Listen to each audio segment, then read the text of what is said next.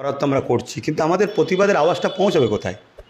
আচ্ছা, দেখলেন না, আপনি বললেন তো রাজ্যের সিএম নেমে গেছে, তার সেখানে আর আমাদের আন্দোলনে আওয়াজ পৌঁছবে কোথায়? আমরা বলবোটা কার কাছে? আমরা তো সিএমের কাছেই বলবো যে আপনার রাজ্যে এত বড় একটা অঘটন ঘটলো, আপনি বিচার করুন। তো তিনি রাস্তায় বলতে নেবে বিচার চাই বিচার চাই, তাহলে আন্দোলন কার কাছে যাবে? তবে হ্যাঁ, আমার সমাধান বন্ধ করতে গেলে রাজপথে প্রকাশ্য তাকে শাস্তি দেওয়া দরকার, যাতে করে উনি এমন কিছু আর্জিকরের তথ্য উনি জেনে গিয়েছিলেন, সেটা যদি বাইরে প্রকাশ হয়ে যায়, বড় বড় ভেটকি মাছ বলেন, বোয়াল মাছ বলেন, বড় বড় সব মাথা হয়তো ধরা পড়ে যায়। কেন স্বাস্থ্য মাখন এর তো কোনো ভাষা নাই।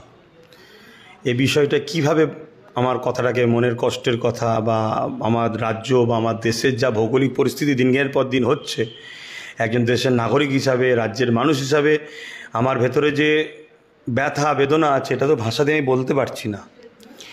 তবে আমি এতটুকু বলবো, এর জন্যে সম্পূর্ণ দোষ হচ্ছে যারা আইন ব্যবস্থাকে পরিচালনা করছে তাদের।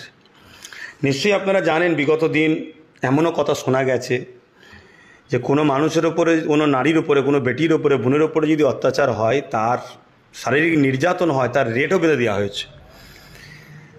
তো এটা সভ্য সমাজের জন্য এটা একটা হাস্যকর, এইভাবে রেট বেঁধে দেওয়া। তা যারা এই কাজ করবে তাদের শাস্তির কথা কিন্তু বেঁধে দেওয়া হয় না। যদি কেউ রেপ করে বা মানসিক টর্চার করে বা ইপটিজিং করে, তার এই শাস্তি এটা কিন্তু করে দেওয়া হয় না। তো এই যে আইন ব্যবস্থা যাদের কন্ট্রোলে রয়েছে, তারা আইন ব্যবস্থাকে ঠিকভাবে পরিচালনা করেনি, আইনকে নিজেদের হাতের মুঠোর মধ্যে দাবিয়ে নিজেদের ব্যক্তিগত পাওয়ারকে কাজে লাগিয়ে এই যে সমাজ ব্যবস্থাকে চালাবার চেষ্টা করছে, তার ফল আজকে আমার এই বোনটার উপরে হলো। তবে আমি মনে করি আরজি করের যে বিচারধারা, মানে যেদিকে যাচ্ছে কেসটা, নতুন করে যেন মনে হচ্ছে সমাজে একটা কথা বারবার চলছে, রেপ। অবশ্যই ওটাও মহান একটা অনেক বড় পাপ, যার মাপ নাই।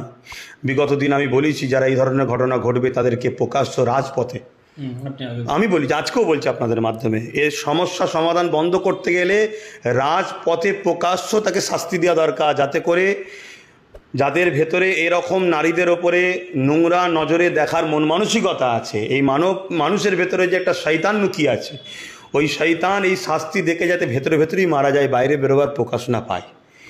এবার যদি বলেন আমার দেশের আইন ব্যবস্থা, আরে সবার নিজের পকেট গরম করার জন্য আইন তৈরি করে নিচ্ছে, তো এটা আইন তৈরি করে লিখ না, সংসদে বসে, লোকসভা বিধানসভায় বসে আইন তৈরি করে লিখ। নারীদের বাঁচাবার জন্য করতে পারছে না, মায়ের জাত তারা, কেন করা যাবে না? এ তো কোনো অন্যায় কিছু নয়। শাস্তিটা গোপনের মধ্যে না দিয়ে প্রকাশ্য দেওয়া হোক, তাহলে এইভাবে কোনো দিন নারীদের ওপর জুলুম হবে না। আমি যেটা আজকে বলতে চাইছি, এটাকে রেপের দিকে নিয়ে যাওয়ার একটা যেন পরিকল্পনা হচ্ছে।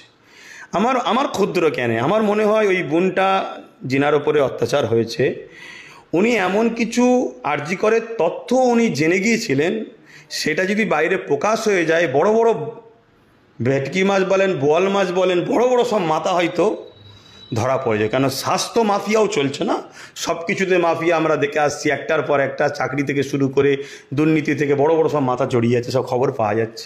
তা স্বাস্থ্য তো একটা বিরাট বড় এখানে স্কিম, অর্থনীতির ব্যাপার আছে বা আরও অনেক কিছু সিস্টেম আছে। তা সেখানে কিছু বড় বড় মাথার কিছু একটা ব্যাপার ওই বোনটা হয়তো জেনে গিয়েছিল, তাই তাকে সরিয়ে দিতে না পারলে হয়তো এটা ক্ষতি হবে, তাই তাকে প্রথম মারা হয়েছে। আমার মনে হয় এটা ক্ষুদ্র জ্ঞানে মারার পরে যাতে এটাকে রেপের দিকে বেশি মাথা দেয়, তারপরে তার হয়তো শারীরিক নির্যাতনের দিকে তার দিকে আগিয়েছে। আন্দোলন যারা করছে, আন্দোলনকারীদের উপরে আবার দুষ্কৃতীদের হামলা এবং আরজি করে ঢুকে ভাঙচুর, এটাকে কিভাবে দেখছেন আপনি? এটা পুলিশের ব্যর্থতা। দেখুন, এবার এই যে বললাম পুলিশ, আমি আগেও বলেছি, আজও বলছি, আমার বক্তব্য দেখবেন, পুলিশ যারা প্রকৃত, যারা শপথ নেয় যে আমি রাজ্য ও রাজ্যবাসীর বা দেশের আইন ব্যবস্থাকে মান্যতা দিয়ে চলবো, তাদের উপর আমার কোনো ক্ষোভ নাই। কিন্তু কিছু সময় দেখা যায় নিজের ক্ষমতাকে টিকিয়ে রাখার জন্য অনেক দল নিজের পার্টির বিভিন্ন লোককে উপযুক্ত নয় এরকম ব্যক্তিকে জোর করে ঢুকিয়ে দেওয়া হয় চাকরিতে, বিভিন্ন লেবাস ইউনিফর্ম দিয়ে।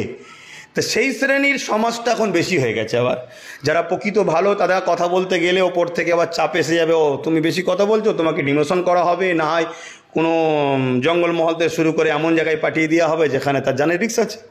তো এই যে আজকে একটা হামলা হলো, আমি মনে করি এই হামলার পিছনে মূল লক্ষ্য হচ্ছে প্রমাণপত্রকে লোপাট করার চক্রান্ত। বাংলাদেশের মতো বিদ্রোহ এখানে না হয়ে যায়। আজকে যে ঘটনা ঘটেছে, যারা বিরোধী দলের বা আরও অনেক রয়েছে, বাংলাদেশের ব্যাপারে কত বড় বড় ডায়লগ দিচ্ছিল না? এই যে শুভেন্দু অধিকারী কত বড় বড় ডায়লগ দিচ্ছিল, আজকে তাদের মধ্যে সেরকম কথা কই, হ্যাঁ কই সেরকম ভূমিকা সেরকম কিছু দেখা যাচ্ছে না। দেখুন, আমি মনে করি এর পিছনে বড় বড় মাথা আছে এবং এর পিছনে মূল লক্ষ্য হচ্ছে স্বাস্থ্য দপ্তরের কিছু একটা গোপন রহস্যর ব্যাপার আছে। কোটি কোটি টাকাও হতে পারে, বা মানুষের শরীরের পার্টসকে অনেক সময় দেখা যায়, এগুলো আমরা অনেক সময় শুনেছি বা দেখেছি, সেরকম কিছু একটা ঘটনা আছে যেটা ওই বোনটা জানতো, সেটাকে ধামাচাপা দেওয়ার জন্যে এই রহস্যটা চলছে। যেভাবে আন্দোলন হচ্ছে, এই আন্দোলন আপনি বলছিলেন বাংলাদেশের মতো রূপ নিচ্ছে আস্তে আস্তে। দেখুন, মানুষ তার অধিকারকে পাওয়ার জন্য সংবিধানের ডায়েরির মধ্যে থেকে যত রকম আন্দোলন করবে সে আন্দোলনকে তো আমি সমর্থন করি, কিন্তু বাংলাদেশের মানুষ আন্দোলনের নামে এক শ্রেণীর মানুষ যেভাবে রাষ্ট্রীয় সম্পদকে নষ্ট করেছে, ওটা আমার রাজ্যে বা আমার দেশে যদি হয় সেটাকে কোনোভাবে মেনে নেওয়া যাবে না। আন্দোলন করুন, নিজের দেশের ক্ষতি করে নয়। আমার উপরে রাগ, আপনি আমার সঙ্গে আন্দোলন করুন, আমার দেশের রাষ্ট্রীয় যে সম্পদ সেগুলো ক্ষতি করবেন এটা নয়, এটা কিন্তু মেনে নেওয়া যায় না। আর দ্বিতীয় নম্বর কথা, মানুষের ক্রোধ যখন বাড়তে বাড়তে বাড়তে এত বড় হয়ে যায় তখন তো বাঁধ তো ভাঙবে, সেটা ভাঙবে, কিন্তু সেই বাঁধটা ভাঙার পরও আমি বলবো দায়িত্বশীল নাগরিক হিসাবে সংবিধান যেন লঙ্ঘিত না হয়, সংবিধানের বাইরে গিয়ে কোনো রকম কাজ যেন না হয়, এটা মাথায় রাখা দরকার। শেষ প্রশ্ন, আপনি প্রতিবাদ করছেন, আপনার এই যে আহলে সুন্নাত ওয়াল জামাত সংগঠন প্রতিবাদ করছে কি আরজি করে যে নিন্দনীয় ঘটনা? দেখুন, এটা তো আমার কর্তব্য, যে মানুষ হিসেবে কর্তব্য যতটুকু করার তো আমরা করছি, কিন্তু আমাদের প্রতিবাদের আওয়াজটা পৌঁছাবে কোথায়? আচ্ছা, দেখলেন না, আপনি বললেন তো রাজ্যের সিএম নেমে গেছে, তার সেখানে আর আমাদের আন্দোলনে আওয়াজ পৌঁছবে কোথায়? আমরা বলবোটা কার কাছে? আমরা তো সিএমের কাছেই বলবো যে আপনার রাজ্যে এত বড় একটা অঘটন ঘটলো, আপনি বিচার করুন। তো তিনি রাস্তায় বলছেন বিচার চাই বিচার চাই, তাহলে আন্দোলন কার কাছে যাবে? তবে হ্যাঁ, আমাদের দায়িত্ব আমরা করছি। তবে আমি আপনাদের মাধ্যমে, SSTV পাবলিকের মাধ্যমে আমি মানুষকে সজাগ করব, নিজের বেটি, নিজের মা, নিজের বোন, নিজের পরিবার, নিজেদের বাচ্চাদের ভবিষ্যতের জন্য এবং রাষ্ট্রকে নিরাপদে রাখার জন্য সাধারণ জনগণকে ঐক্যবদ্ধ হতে হবে। ধর্মীয় বিভাজন ভুলে যে ভারতীয় আমরা বাঙালি, আমাদের ঐক্যবদ্ধ হতে হবে। নাই খেয়াল করে দেখুন, এর আগে হারদরা কাণ্ডে, উন্নাও কাণ্ডে বা কাশ্মীরে আসিফা থেকে শুরু করে আজ পর্যন্ত কেউ কিন্তু বিচার একটাও পাবে না, বিচার পাবে না। কেন? বিচারের গলাকে টিপে রেখে দিয়েছে যারা ক্ষমতার আসনে বসে আছে, তারা কখনো গলা টিপতে পারবে না। যারাদের দ্বারা দিয়ে এরা নিজেদের ক্ষমতাকে রুখে রাখে, তাদেরই যখন কোনো খাস মানুষ।